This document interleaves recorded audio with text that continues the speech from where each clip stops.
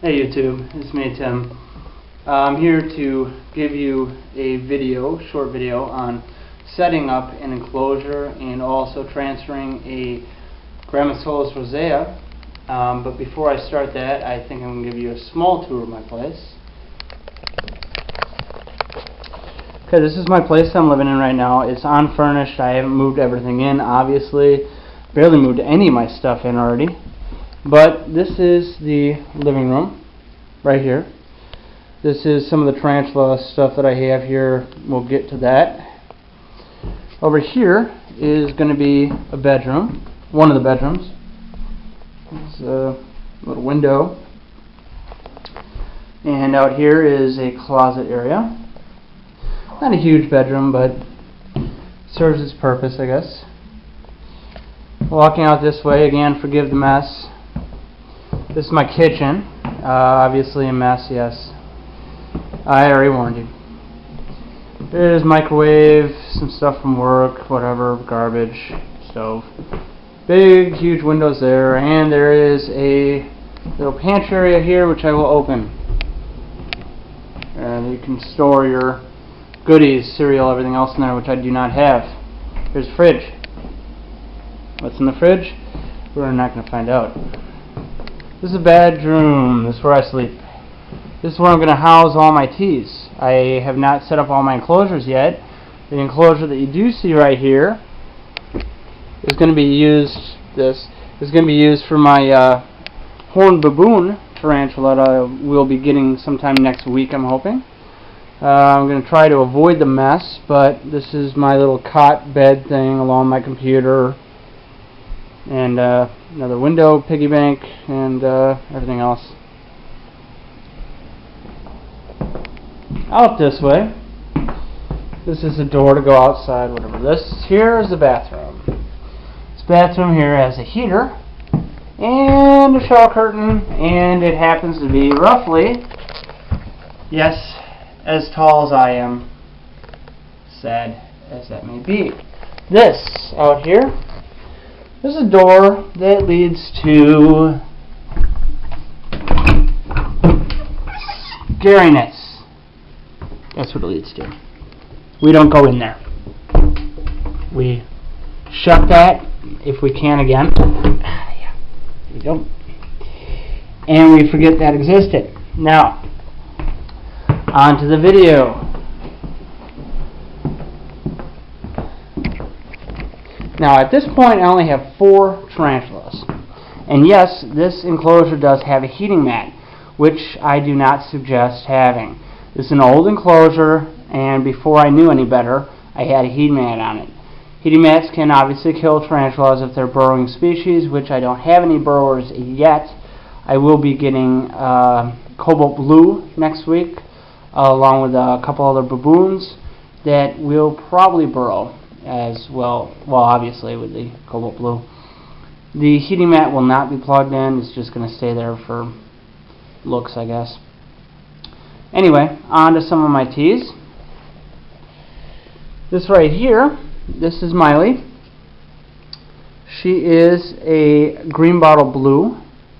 Obviously doesn't have her adult colors in yet. She's a very, very heavy Weber, as you can probably tell. Loves to web. She's a good girl. Hopefully it's a girl. I name all my teas with girl names, hoping that they will be girls. You never know. This right here, you probably won't be able to see her. I will try and hopefully make her move a little. There we go. Get up. There you go. This here is Jessica. She is a Brazilian white banded from Brazil. Doesn't web a whole lot at all, as you can tell, but she has burrowed right there. She made a nice little burrow. So obviously if she were in a tank with a heating pad, that would be a bad thing. So we don't put her in a tank with a heating pad.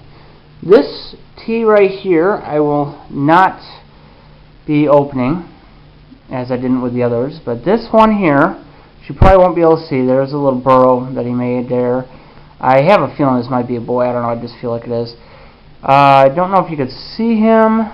Try and get in the light a little bit. don't know if that's really going to help, but right there actually does help. Right there. Right there. Okay. Yeah, I'll try and point my there. Right there. That is my P. murinus. This is an OBT, also known as an orange baboon tarantula or orange bitey thing. This is from Eastern Africa. Very, very dangerous species, as are most all other baboons.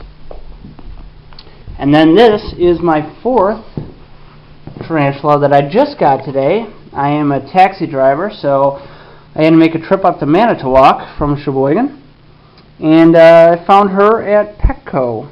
So she was only 17 bucks. It's a Grammostola rosea, and I am going to be transferring her in a moment here after I set up her enclosure a little bit better and new. So let's take a look at that. Alright YouTube, I'm back. As you can see, I did put substrate in it for you. I didn't bother showing that because I think everybody knows how to put substrate into a enclosure. I do have a temperature gauge up here and a humidity gauge up here. I will be having that for every enclosure that I have, for every tee that I have. Substrate is deep enough where she will be able to burrow if she decides to. At this point, what's important is to have a small water dish offered.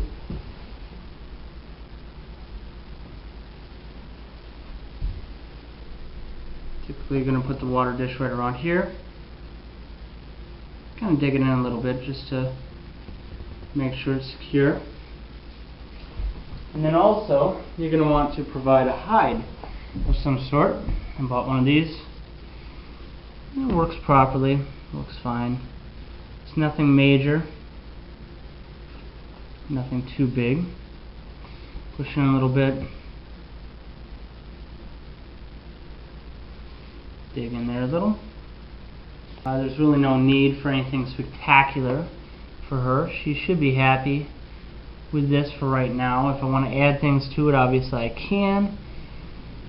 So right now it's time for me to get her ready and get ready for the transfer.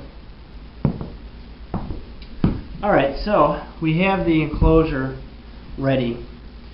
We obviously have her hide, we've got a water dish, we've got temperature gauge and a humidity gauge, or vice versa. No, that was right. Substrate is deep enough where she can burrow if she decides to, if she wants to. That option is always open for her. The substrate is not bone dry. I did moisten it a little bit with my trusty water bottle sprayer that I got. I didn't moisten it too much, just enough to get a little bit of moisture in there. She should be good with pretty dry conditions, but she's alive and well. She's been in this since I got back to Sheboygan, so and actually from dropping her off at the house, which was a couple hours ago, but she's okay. She's doing well. I'm going to open this now. Hold on a second. Her name is going to be Becky. We're going to transfer right now. Very beautiful species, very docile, very handleable. To transfer, usually you can use a paintbrush as such. Make sure the bristles are very soft. You can also use a smaller tip one. Or you could use your finger if you like as well, it's up to you. With a docile species, you just want to tap the abdomen a little bit.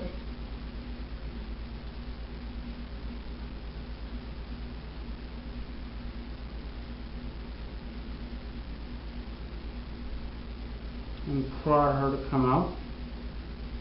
There we go. Looks like she's flicking a little bit of hairs, not too much. Not too major. Here we go. And she's out. And she is in her new home. As you can see, she's exploring her surroundings. Very nice species. She should grow to about 5 to 6 inches or so in size. Very nice spider. Very handleable, very docile. I'm going to put the lid on here for her.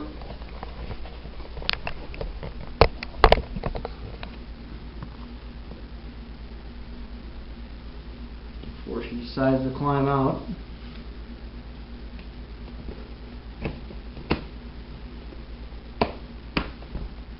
There you go. And that's about it. That's the transfer video of a G. rosea. Hey YouTube, just a quick update. I was looking at my specimen here. She's moving on me. But she's become a little bit of a arboreal, it looks like, even though she's more of a terrestrial. But it looks as though I do have a suspect female. I was looking underneath her abdomen as she was crawling, and as you can see, if I turn some light on it, right here between the book lungs, you see the line? Typically that will indicate a female species. So I think I might have gotten lucky on this one, and I think I may actually have a female here.